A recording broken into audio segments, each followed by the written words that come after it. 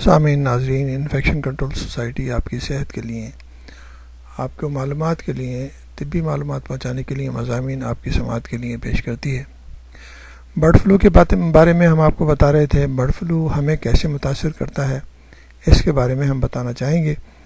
پرندوں میں فلو پر تحقیق کرنے والے سائنسدان نے کہا ہے کہ انہوں نے یہ معلوم کر لیا ہے کہ پرندوں سے یہ وائرس کیسے داخل ہوتا ہے اور کیوں مہلک بن جاتا ہے۔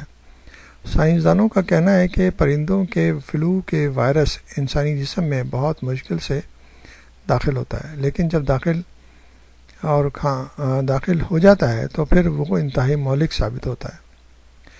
سائنسدانوں کا کہنا ہے کہ چونکہ عام فلو کے برخلاف پرندوں کا فلو انسان کے پھیپھڑوں کے اندر گہرائی میں جا کر اپنا اثر دکھاتا ہے۔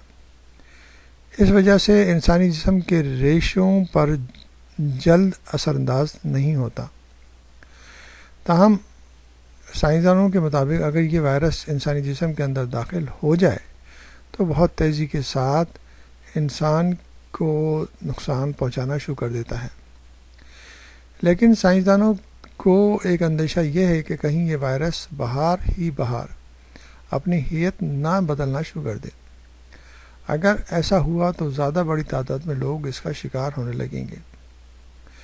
وسکانسن یونیورسٹی میں ہونے والی اس تحقیق کو جرنل آف نیچر میں بھی شائع کیا گیا ہے۔ H5N1 وائرس یورپ، افریقہ اور ایشیا کے کچھ علاقوں میں پھیل چکا ہے اور اس وائرس سے دنیا میں کافی افراد ہلاک بھی ہو چکے ہیں۔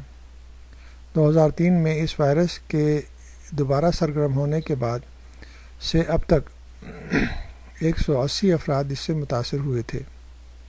تاہم سائنسدانوں کا کہنا ہے کہ فوری طور پر ایسا امکان نہیں ہے کہ یہ وائرس انسانوں سے انسان کو لگ جائے، چونکہ یہ وائرس پھیپھڑوں میں بہت گہرائی میں جگہ بناتا ہے، لہذا اس بات کا امکان کم ہوتا ہے کہ کھانسی یا چھینکنے سے یہ وائرس دوسرے انسانوں کو متاثر کرے۔